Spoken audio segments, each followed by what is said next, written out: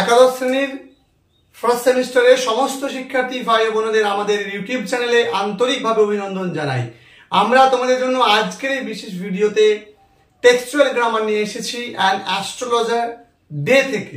দেখো, an astrologer day থেকে আমরা মূলত আজকে 8টা টেক্সচুয়াল গ্রামার তোমাদেরকে আমি বুঝিয়ে করাবো। যারা আমাদের সঙ্গে ক্লাস করতে চাইছো, ডিটেলস ক্লাস করতে চাইছো, তারা আমাদের সঙ্গে কন্ট্যাক্ট করো। সেখানে তোমাদেরকে যাবতীয় তথ্য জানিয়ে দেওয়া হবে কিভাবে তোমরা আমাদের সঙ্গে ক্লাস করতে পারবে।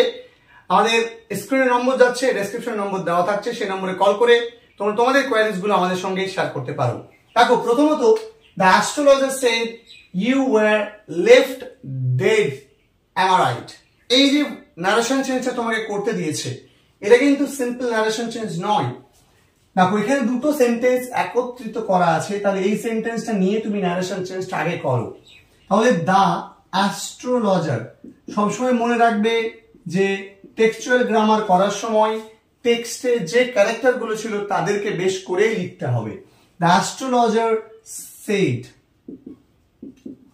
দ্যাট, তুমি এখানে শেডের জায়গাতে ইনফর্মড লিখতে পারো, ঠিক আছে? ইনফর্মড দ্যাট, কি ইনফর্ম করেছিল? যে ইউ বলতে কে বলো? ইউ বলতে কিন্তু এখানে দা স্ট্রেঞ্জার, তাই না? তাহলে দা, এখানে হি লিখতে পারো, কিন্তু হি লিখলেও তোমাকে ব্র্যাকেটে লিখে দিতে হবে স্ট্রেঞ্জার, ঠিক আছে? সরি, এখানে দা একটা, ঠিক আছে? দা স্ট্রেঞ্জার ওয়্যার থাকলে আমরা জানি হ্যাড বিন লিখতে হয়, হ্যাড বিন লেফট ডেড হলো। তাহলে দা অ্যাস্ট্রোলজার সেড দ্যাট হি বলতে ব্র্যাকেটে দা স্ট্রেঞ্জার, আমি দা লিখিনি, তারা তোমরা লিখে নেবে, the stranger had been left dead. And তারপরে এখানে প্রশ্ন করছে না, অ্যান্ড আস্কড ইফ, এ আই বলতে কিন্তু ফার্স্ট পারসন, আর আমরা জানি ফার্স্ট পারসন চেঞ্জ হয় সাবজেক্ট অনুযায়ী, অর্থাৎ সেডের আগের শব্দটা অনুযায়ী। তাহলে কি হবে? ইফ, আইটা কি হয়ে যাবে? হি বলতে কে? অ্যাস্ট্রোলজার, হি বলতে অ্যাস্ট্রোলজার। ইফ হি বলতে অ্যাস্ট্রোলজার, এটাও লিখে দিতে হবে, দা অ্যাস্ট্রোলজার, এই কথাটা কিন্তু লিখে দিতে হবে। তাহলে দা অ্যাস্ট্রোলজার। এবার দেখো, আমরা জানি অ্যামি যা থাকলে ওয়াজ ওয়্যার হয়। আগে মনে রাখতে হবে এটা তোমার প্রশ্নবোধক বাক্য, কিন্তু তুমি যখন ন্যারেশন চেঞ্জ করবে সেই বাক্যটাকে তোমাকে অ্যাফার্মেটিভ করে নিতে হবে, অর্থাৎ সাবজেক্ট ভার্বে সাজিয়ে নিতে হবে। আমি সাবজেক্ট লিখে ফেলেছি, তুমি এখানে দা অ্যাস্ট্রোলজার লিখবে। ওয়াজ, অ্যামি যা থাকলে ওয়াজ ওয়্যার, তাহলে হি এর পরে ওয়াজ, দ্য অ্যাস্ট্রোলজার ওয়াজ রাইট। ওকে, আচ্ছা, এখানে আমি দা লিখছি না, কারণ আমার তোমাদেরকে বোঝানোর জন্য আমি শর্টে এখানে লিখছি, ঠিক আছে? তোমরা একটু মার্জনা করে এটা একটু বুঝে নেবে। ওকে, নেক্সট দেখো কি বলেছে, take the next train. Voice change করতে দিয়েছে, বা তোমাকে বলতে পারে প্যাসিভ করতে। হ্যাঁ, এখন স্যার আপনি তো শেখাচ্ছেন, কিন্তু আমাদের তো এমসিকিউ আসবে, তোমাদের 4টে অপশন দেওয়া থাকবে, তোমাকে উত্তরটা ঠিক করতে হবে।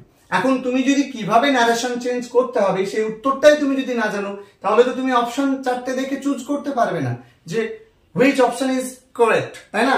তো তোমার ধরো কোন একটা অপশনে হি দিয়েছে, ব্র্যাকেটে স্ট্রেঞ্জার দেওয়া নেই, হি অ্যাস্ট্রোলজার দেওয়া আছে। আবার একটা অপশনে দেখা গেল হি দেওয়া আছে, স্ট্রেঞ্জার দেওয়া আছে, হি দেওয়া আছে, অ্যাস্ট্রোলজারও দেওয়া আছে, এবং তুমি ধরো একটা অপশন উত্তর করে দিয়ে এসেছো হি হ্যাড বিন, এখানে স্ট্রেঞ্জারের অপশনটা হয়তো তুমি চুজ করনি, তাহলে কিন্তু উত্তর ভুল হয়ে যাবে। এগুলো একটু বুঝে নিয়ে করতে হবে। টেক দ্য নেক্সট ট্রেন, পরের ট্রেনটা ধরো, তাই বলেছে। তাহলে তাকে কি করেছে? তাকে উপদেশ দিয়েছে। এখানে গল্পটা পড়ার পর আমরা বুঝতে পেরেছি, তাহলে কি হবে যে you are advised to take the next train, ঠিক আছে? তুমি এরকম করে বলতে পারো, the next train should be taken, ঠিক আছে? এরকম করে বলা যেতে পারে, দরকার নেই এই উত্তরটা এরকম করে বললেও হবে, যেহেতু এটা ভয়েস চেঞ্জ করছো। আচ্ছা, নেক্সট দেখো, that was the reason I fled. এখানে ফ্লেড না বলে একটা শূন্যস্থান দিতে পারতো, ঠিক আছে? এখানে ফ্লেড এর তলায় দাগ দেওয়া থাকতে পারে, বা একটা শূন্যস্থান দেওয়া থাকতে পারে, ফ্রম হিয়ার, তাই না? যে that was the reason I fled from there, সেখান থেকে আমি পালিয়ে এসেছিলাম। ফ্লেড মানে পালিয়ে আসা। আচ্ছা, এই ফ্রেজাল ভার্বটাতে তোমার 4টে অপশন দেওয়া থাকবে, ঠিক আছে? এই 4টে অপশন তোমার অপশন এ বি সি করে দেওয়া থাকবে। তোমাকে 4টে অপশনের মধ্যে যে কোনো একটা অপশন উত্তর হবে, তোমাকে ঠিক করে লিখতে হবে। তাহলে অপশনটা কি হবে তোমাকে বুঝে নিতে হবে। ধরে নাও আমি ধরে নিলাম যে আমি একটু এটা মুছে দিলাম, ধরে নিলাম যে আমি তোমাকে এখানে 4টে অপশন দিচ্ছি। যে অপশন এ ধরো দিলাম যে ran away, একটা অপশন দিলাম। অপশন বি দিলাম ran over, একটা অপশন দিলাম। সি নম্বর অপশন দিলাম হচ্ছে ran into, একটা অপশন দিলাম। আর ডি নম্বর একটা অপশন দিলাম, ধরো বললাম যে লুক ইনটু, আমি অপশন দিলাম। তাহলে এই 4টে অপশনের মধ্যে যে কোনো একটা অপশন তোমাকে চুজ করতে হবে। অপশনটা কি হবে? ফ্লেড মানে পালিয়ে যাওয়া, সেখান থেকে উত্তর হবে কি? এই যে রান অ্যাওয়ে, এটা হয়ে যাবে উত্তর। এখন ধরো এখানে শূন্যস্থান দিয়েও 4টে অপশন দিতে পারে, এরকম করে তোমার এক্সামে থাকতে পারে, ঠিক আছে? আচ্ছা, next, he flung the coin dash হার, এখানে বলেছে তোমার প্রেপোজিশন। তো প্রেপোজিশন বলেছে, তাহলে 4টে অপশন ধরো, এটার জন্য এবার আমি 4টে অপশন তোমাদেরকে এখানে লিখছি। দেখো আমি বাকিটা একটু মুছে দিয়ে লিখি, তোমাদের বুঝতে সুবিধা হবে, ঠিক আছে? তাহলে এই যে এখানকার জন্য অপশনটা কি কি হতে পারে? অপশন এ ধরো বলছে অ্যাট, অপশন বি ধরো বলছে টু, অপশন সি ধরো বলছে ইনটু, ঠিক আছে? অপশন ডি ধরো বলছে আচ্ছা টুয়ার্ডস ধরো বলছে। 4টে অপশন তোমার দিয়েছে, কোনটা উত্তর হবে? টেক্সটে তুমি পড়েছো, এটা টেক্সচুয়াল গ্রামার, যে he flung the coin dash her, তার দিকে ছুড়ে দিয়েছিল। কোনো ব্যক্তি বস্তু মানে কোনো ব্যক্তি অর্থাৎ জীবের দিকে, কোনো কিছু জীবের দিকে, এরকম বোঝাতে গেলে তোমাকে অ্যাট বসাতে হয়। এখানে উত্তর হয়ে যাবে অ্যাট। Got it? দেখো, the colour scheme never fail, colour স্কিমটা কখনোই ব্যর্থ হয়নি। এটা তোমাকে নেগেটিভ করতে বলেছে। তো এটা দেখো আমি একটু মুছে দিয়ে তোমাদেরকে নেগেটিভটা আমি করে দেখাচ্ছি। এখানেও 4টে অপশন দেওয়া থাকবে, আমি জাস্ট উত্তরটা তোমাদের বলছি। যখন বাক্যে নেভার থাকে, নেভারের জায়গায় তুমি লিখবে কি? অলওয়েজ, ঠিক আছে?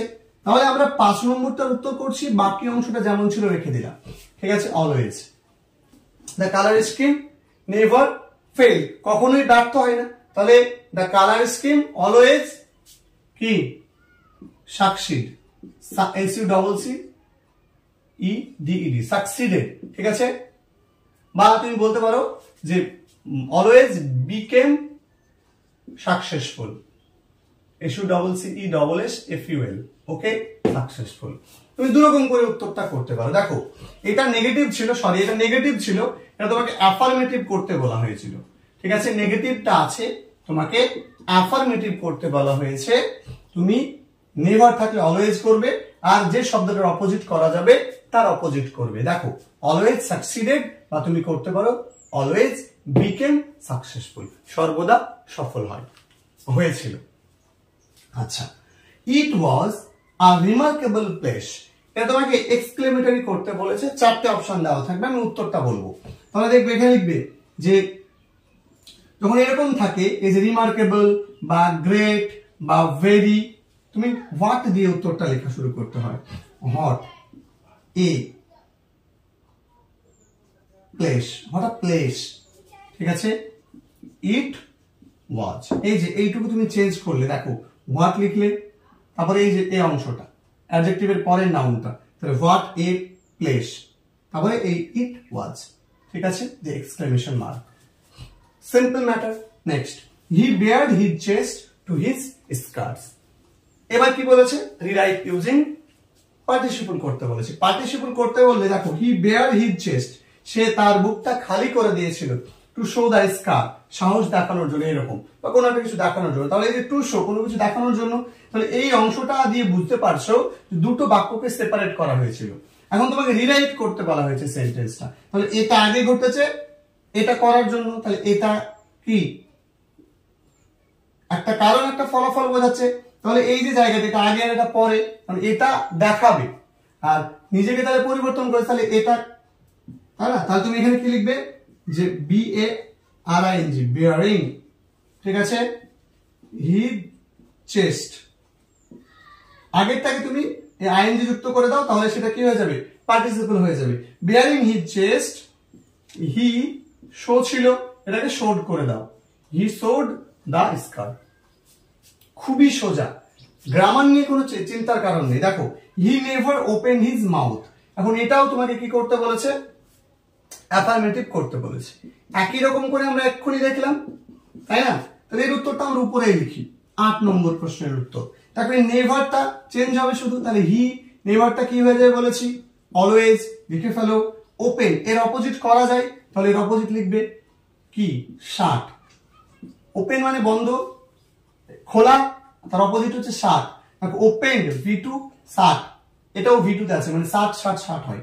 He always shut his mouth, ঠিক আছে? এবার সে সবসময় তার মুখ বন্ধ রেখেছিল, তুমি এখানে বলতে পারো যে অলওয়েজ কেপ্ট। দেখো এখানে এরকম উত্তর লিখতে পারো, হি অলওয়েজ কেপ্ট, সে রেখেছিল সর্বদা, he always kept his mouth, তার মুখ শাট, এরকম করে তুমি করতে পারো, বা ক্লোজড এরকম করে তুমি করতে পারো। তো এই হচ্ছে আমাদের আজকের পার্ট 1 ভিডিও। আমরা আজকে পার্ট 1 দিলাম, ঠিক আছে? পার্ট 1 অর্থাৎ আমরা আলোচনা করলাম an astrologers day part 1 class. এরকম করে আমরা আরো বেশ কয়েকটা টেক্সচুয়াল গ্রামারের ভিডিও তোমাদেরকে দেব অ্যান অ্যাস্ট্রোলজার ডে থেকে। তাহলে আশা করা যায় যে এই টাইপের প্রশ্ন আসবে, তোমরা পেরে যাবে। তাই নতুন করে চিন্তার কোনো কারণ নেই, বই কবে বের হবে, রেফারেন্স বুক কবে বের হবে, এটা নিয়ে চিন্তার কোনো কারণ নেই। আমরা থাকতে তোমাদের কোনো রকম চিন্তা করার কোনো প্রয়োজন নেই। দেখা হবে তোমাদের সঙ্গে পরবর্তী ভিডিওতে। ভিডিওটা সবার সঙ্গে শেয়ার করে দিও, আমাদের সঙ্গে যুক্ত হয়ে থাকার জন্য চ্যানেলটাকে সাবস্ক্রাইব করে রেখো। দেখা হবে পরবর্তী ভিডিওতে। ধন্যবাদ সবাইকে।